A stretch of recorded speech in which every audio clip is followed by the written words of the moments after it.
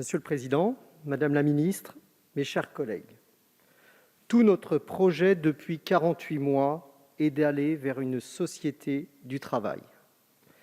Car c'est en travaillant que l'on peut vivre décemment, profiter de l'existence, apprendre, protéger sa famille, élever ses enfants, tisser des liens avec les autres.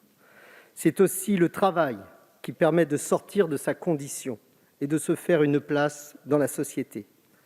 Dès notre arrivée aux responsabilités, nous avons décidé de nous attaquer frontalement au chômage et aux freins à l'emploi en engageant de nombreuses réformes dont notre pays avait tant besoin et qui n'avaient pas été faites depuis des décennies. D'abord, en redonnant confiance à ceux qui embauchent, à travers les ordonnances travail, une réforme d'envergure qui donne plus de place au dialogue social, là où il est le plus pertinent, dans l'entreprise et autour des salariés. En agissant comme jamais pour développer l'apprentissage, la loi sur la liberté de choisir son avenir professionnel n'a d'ailleurs pas tardé à porter ses fruits puisqu'en 2020, et malgré la crise, nous avons atteint les 500 000 contrats d'apprentissage signés, soit près de 40% de plus qu'en 2019, qui avait déjà été une année historique. Aussi, en menant une action ciblée pour lever les freins à l'emploi. Je pense notamment aux emplois francs, dont nous pouvons saluer l'efficacité et les résultats dans les quartiers prioritaires de la ville.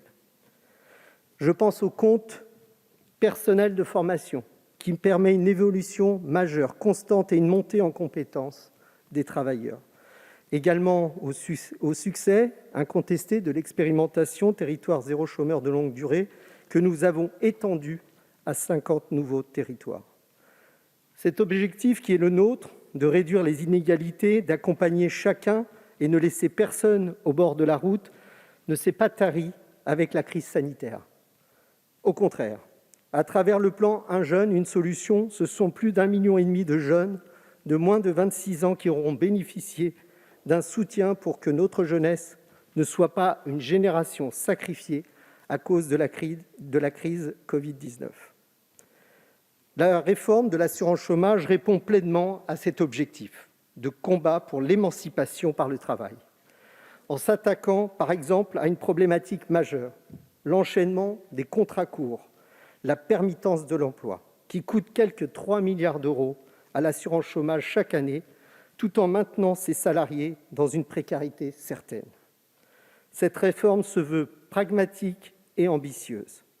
Pragmatique car depuis 1 an, le gouvernement s'est fait fort d'accompagner au mieux ces publics vulnérables en repoussant cette réforme à 3 reprises, mais aussi en mettant en place des mesures exceptionnelles.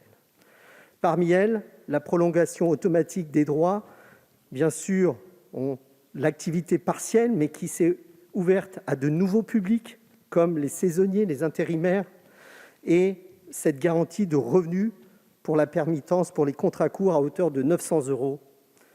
Ambitieuse, avec aussi le rebond économique de notre pays qui se profile. Nous assumons de maintenir le cap qui consiste à engager les réformes dont notre pays a besoin. Rappelons-le, la Banque de France table aujourd'hui sur une croissance de 5,75%. C'est mieux prévu sur l'année 2021. Prévision bien supérieure à la moyenne de la zone euro fixée à 4,6%. Aussi, et cela est trop peu souvent dit, notre réforme offre de nouveaux droits à l'ensemble des travailleurs, à commencer par l'ouverture de l'assurance chômage aux salariés démissionnaires.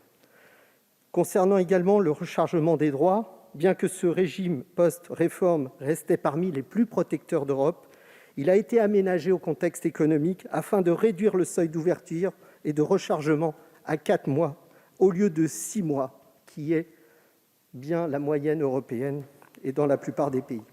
Nous avons mis en place depuis 18 mois une allocation destinée aux travailleurs indépendants qui ferait face à une cessation d'activité à hauteur de 800 € par mois. Et cette allocation est un vrai filet de sécurité et encourage l'entrepreneuriat. Nous devons par ailleurs d'aller encore plus loin et permettre une plus grande accessibilité à ce dispositif. Pour toutes ces raisons, la réforme de l'assurance chômage est indispensable et doit se tenir. En ce sens, la réforme portant sur l'assurance chômage est un réel progrès et doit permettre un vrai retour au système assurantiel et non à un système qui ne protège pas.